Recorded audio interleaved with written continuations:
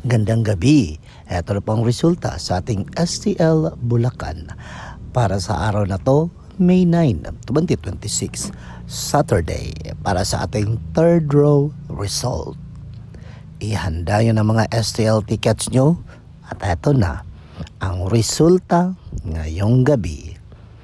At para naman po sa ating STL Bulacan, third draw result, ang resulta ngayong gabi ay ang numerong ito.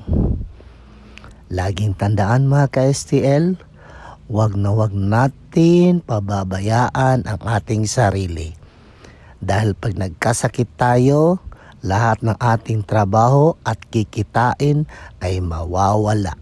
Okay? Mag-ingat kayo palagi. Don't forget to subscribe Purple Green TV. Paki-like, share at comment po. Thank you.